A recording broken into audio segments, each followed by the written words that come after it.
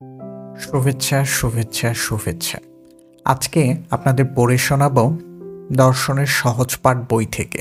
বইটি ভাষান্তর করেছেন কাজী মাহবুব হাসান।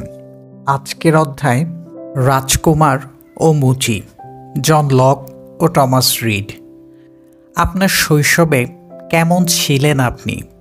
যদি আপনার কাছে সেই সময়ে তোলা কোনো আলোকচিত্র থাকে, ভালো করে দেখুন। কি দেখতে পাচ্ছেন আপনি? আসলে কি ছবির মানুষটি আপনি?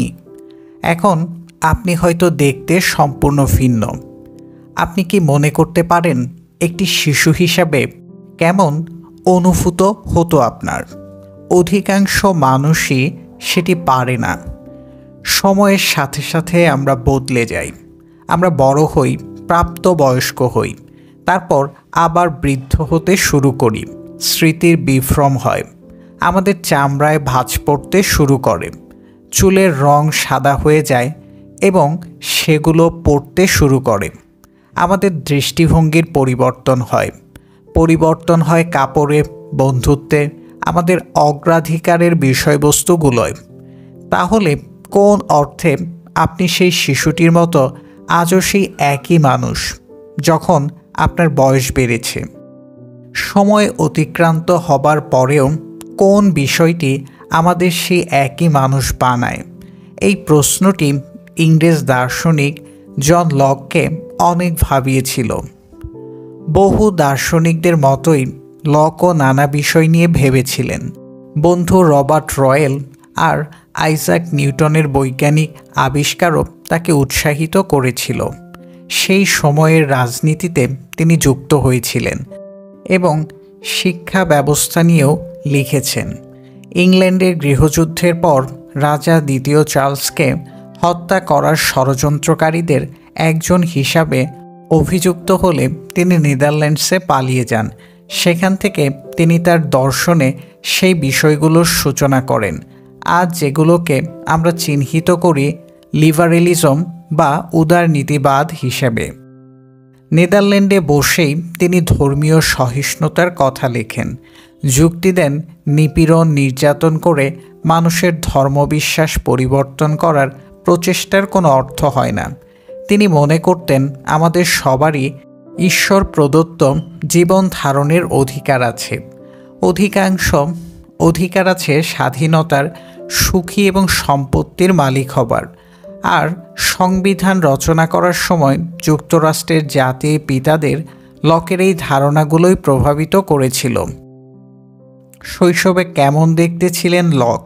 তার কোনো ছবি কিংবা ড্রয়িং আমাদের কাছে নেই, কিন্তু নিরাপদে বলা যায় বয়স বাড়ার সাথে তিনি সম্ভবত বদলে গিয়েছিলেন। মধ্য বয়সে তাকে আমরা দেখি বেশ সংকীর্ণকায়, লম্বা এলোমেলো চুলসহ খুবই তীব্রতার সাথে তাকিয়ে থাকা একজন মানুষ। যদিও তার শৈশবে তিনি নিশ্চয়ই খুব ভিন্ন ছিলেন।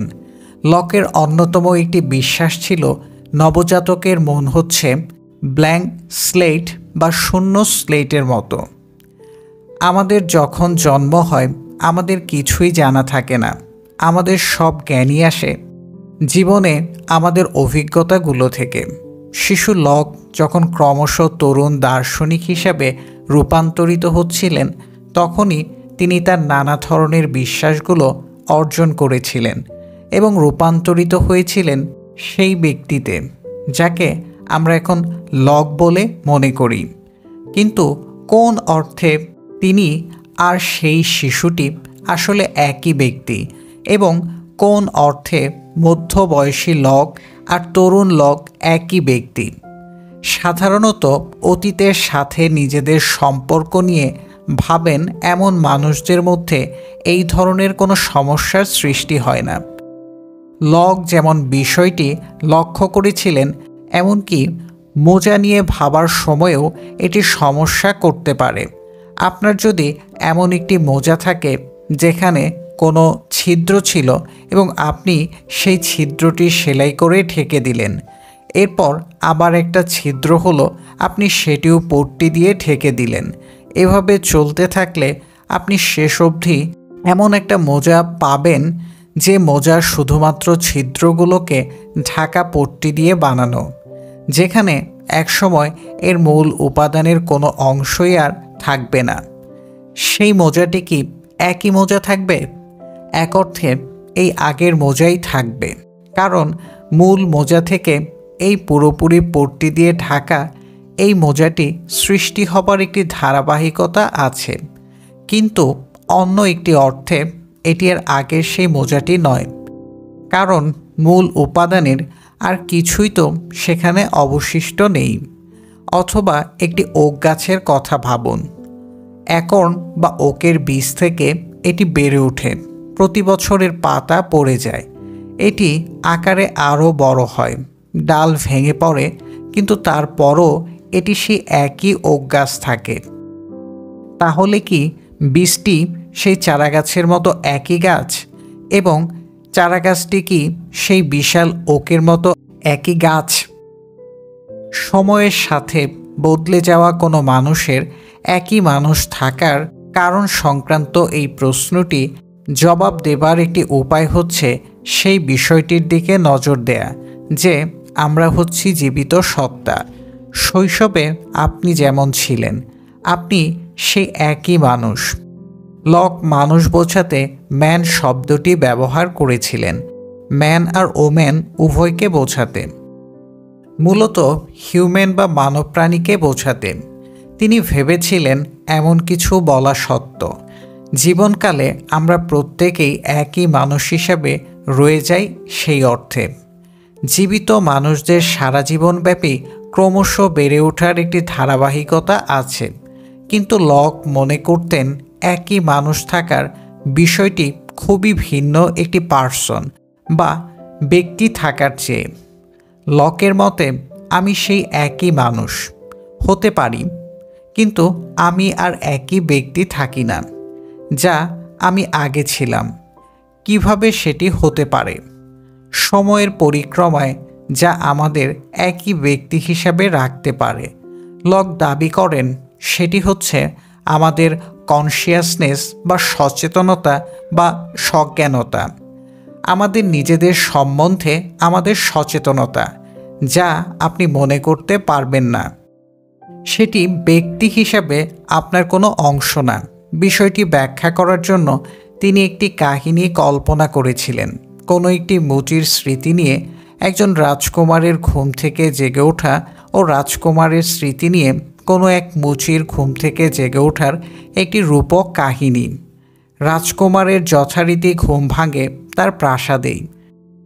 তার বাইরের সব কিছু সেই রাজকুমারের, ঘুমাতে যাবার আগে যেমন তিনি ছিলেন, কিন্তু তার নিজের স্মৃতির বদলে যেহেতু এখন আছে এক মুচির স্মৃতি, তিনি নিজেকে একজন মুচি হিসাবে অনুভব করতে শুরু করেন। লক বোঝাতে চাইছিলেন রাজকুমার কিন্তু সঠিক যখন তিনি নিজেকে মুচি হিসাবে অনুভব করেন। শারীরিক ধারাবাহিকতা সেখানে কোনো কিছু নির্ধারণ করে না। ব্যক্তিগত পরিচয় সংক্রান্ত সকল প্রশ্নের গুরুত্বপূর্ণ বিষয়টি হচ্ছে মানসিক ধারাবাহিকতা। আপনার যদি রাজকুমারের স্মৃতি থাকে তাহলে আপনি রাজকুমার, আপনার যদি মুচির স্মৃতি থাকে তাহলে আপনি মুচি। এমনকি যখন আমার শরীর একজন রাজকুমারের, যদি মুচি কোনো অপরাধ করে সেটি সে করবে রাজকুমারের শরীর নিয়ে, এবং আমরা সেই শরীরকে তার জন্য দোষী সাব্যস্ত করব। অবশ্যই এভাবে স্মৃতির রদবদল হয় না। চিন্তার পরীক্ষা হিসাবে লক উদাহরণটি ব্যবহার করেছিলেন তার বক্তব্যটি বোঝাবার জন্য।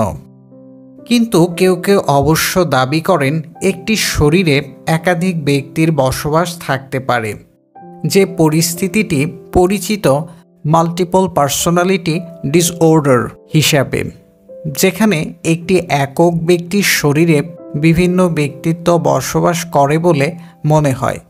লক কিন্তু এই ধরনের সম্ভাবনার কথা ভেবেছিলেন এবং একই শরীরে সম্পূর্ণ ভিন্ন দুটি স্বতন্ত্র ব্যক্তিত্বের বসবাসও কল্পনা করেছিলেন। একটি উপস্থিত থাকে দিনের বেলা আর আরেকটি রাতের বেলায়, আর এই দুটি ভিন্ন মনের মধ্যে যদি পরস্পর যোগসূত্র না থাকে, তাহলে লকের হিসাব মতে তারা দুটি ব্যক্তি। লক মনে করতেন ব্যক্তিগত পরিচয়ের প্রশ্নটি নৈতিক দায়িত্ববোধের সাথে ঘনিষ্ঠভাবে সম্পর্কযুক্ত।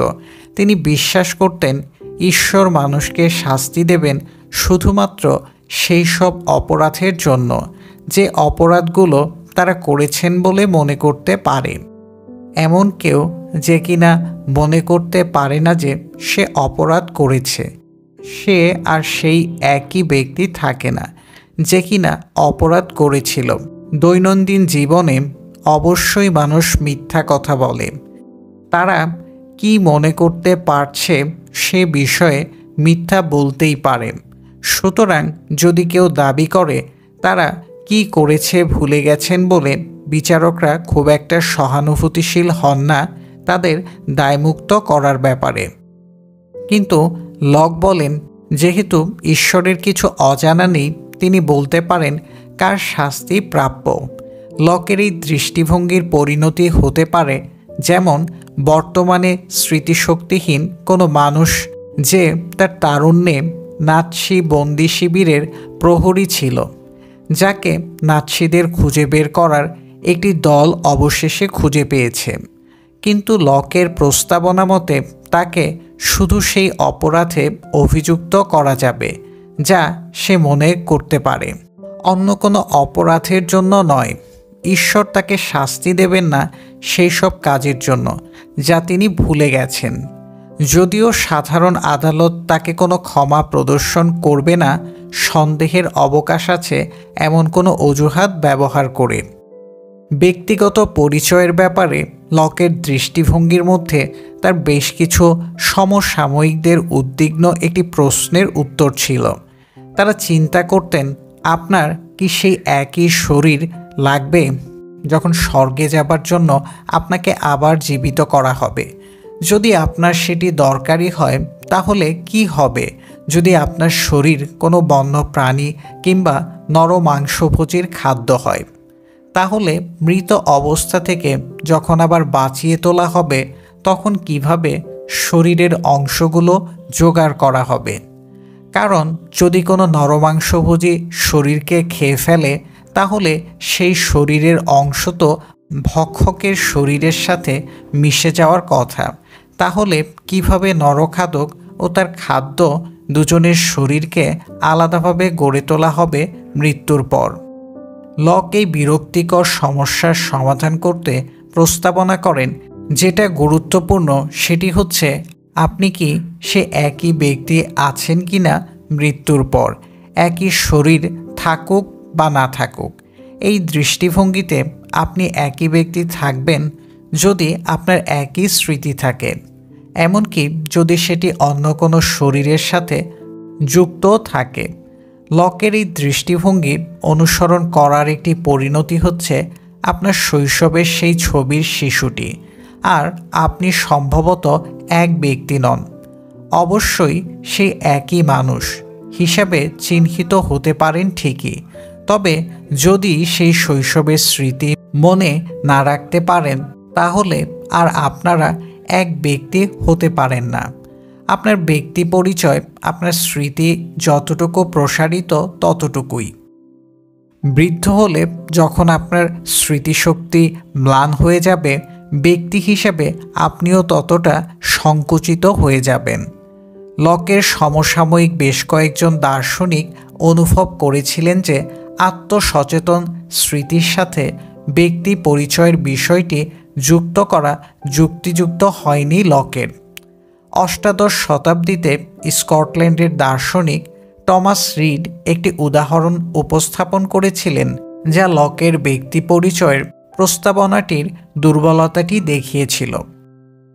একজন বৃদ্ধ সৈন্য যখন সে তরুণ সেনা অফিসার ছিল, সেই সময়ে যুদ্ধক্ষেত্রে তার সাহসিকতাকে সে মনে করতে পারে, এবং যখন সে তরুণ সেনা অফিসার ছিল, সে মনে করতে পারে শৈশবে একবার ফলের বাগান থেকে আপেল চুরি করার অপরাধে তাকে শাস্তি দেয়া হয়েছিল। নিশ্চয়ই এই ধরনের ওভারল্যাপ বা অতিক্রমণ করা স্মৃতিগুলোর অর্থ হবে সেই বৃদ্ধ সেনা আর বালকটি একই ব্যক্তি। থমাস রিডের মতে বিষয়টি স্পষ্ট, বৃদ্ধ সেনা অফিসার আর বালকটি এখনও একই ব্যক্তি।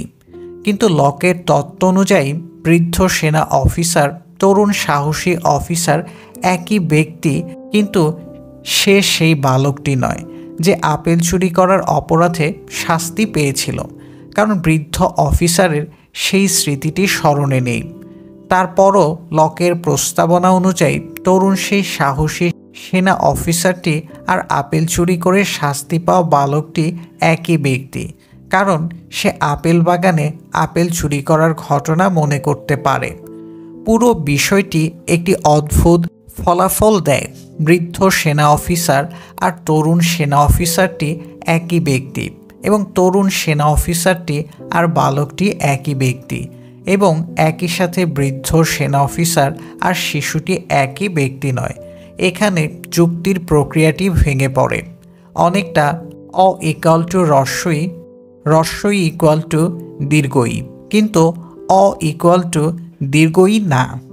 ব্যক্তি পরিচয়ের ব্যাপারটি মনে হচ্ছে নির্ভর করে ওভারল্যাপিং বা অভিক্রমণকারী স্মৃতিদের উপর, পুরো স্মৃতি একসাথে মনে করার উপরে নয়, যেমনটি লক ভেবেছিলেন। দার্শনিক হিসাবে লকের প্রভাব অবশ্যই তার ব্যক্তি পরিচয়ের আলোচনার চেয়ে অনেক বিস্তৃত। তার অ্যান ইজি কনসার্নিং হিউম্যান আন্ডারস্ট্যান্ডিংয়ে তিনি প্রস্তাব করেন যে আমাদের ধারণাগুলো পৃথিবীকে আমাদের কাছে প্রতিনিধিত্ব করে। লক আইডিয়া শব্দটি ব্যবহার করেছিলেন যে কোনো কিছু যা কেউ ভাবছে সেই বিষয়টি বোঝাতে। আপনি যখন জানালা দিয়ে বাইরে তাকান, আপনি যা কিছু দেখতে পান একটি গাছ হয়তো, অথবা একটা চড়ুই পাখি। ধারণাগুলো নিজে গাছ কিংবা চড়ুই পাখি নয়, বরং এমন কিছু যা তাদের প্রতিনিধিত্ব করছে। একটি ধারণা, আইডিয়া আপনার মাথার মধ্যে একটি ছবি। আপনি যা দেখছেন সেটি শুধুমাত্র বাস্তব পৃথিবীতে যে জিনিসটা আছে সেটাই শুধু না, এটি একই সাথে আপনার সংবেদনশীল স্নায়ুতন্ত্রের একটি সৃষ্টি। কিন্তু আমাদের সব ধারণাই পৃথিবীর তাৎক্ষণিক অনুভূতি সৃষ্ট না, তাদের কিছু আমাদের চিন্তা প্রক্রিয়ার সৃষ্টি। যেমন যখন আমরা যুক্তি দেই, কোনো কিছু মনে করি কিংবা কোনো ইচ্ছা প্রকাশ করি, লক মনে করতেন ধারণাগুলো মূলত আসে আমাদের অভিজ্ঞতা থেকে। সুতরাং আমাদের চিন্তার বিষয়বস্তু, এমনকি যখন আমরা অনুভব করছি না, চিন্তা করছি, সব কিছুই আসে ইন্দ্রিয় বোধ থেকে। সারা পৃথিবী থেকে বিচ্ছিন্ন কোনো শিশুর শুধু সাদা আর কালোর অনুভূতিবোধ থাকবে, তার লাল কিংবা সবুজের কোনো বোধ থাকবে না। যেমন সে কখনোই ঝিনুক কিংবা আনারসের স্বাদ অনুভব করবে না যদি না সে কখনো এর স্বাদ নেয়। ধারণাগুলো নানাভাবে যুক্ত হতে পারে। সুতরাং একবার যখন আমরা লাল রঙের ধারণা পাব, কোনো কোর্টের ধারণা পাব, সুতরাং একবার যখন আমরা লাল রঙের ধারণা পাব, কোনো কোর্টের ধারণা পাব, আমরা একটা লাল কোট কল্পনা করতে পারব। এমনকি যদি কোনো লাল কোট আমরা কখনোই না দেখি, কিন্তু সরলতম ধারণাগুলো, যারা জটিল ধারণাগুলো তৈরি করে, সেই সবগুলোর উৎস আমাদের পঞ্চ ইন্দ্রিয়ের এক বা একাধিক ইন্দ্রিয়। লক যে দার্শনিককে বিশেষভাবে অনুপ্রাণিত করেছিলেন তিনি জর্জ বার্কলি।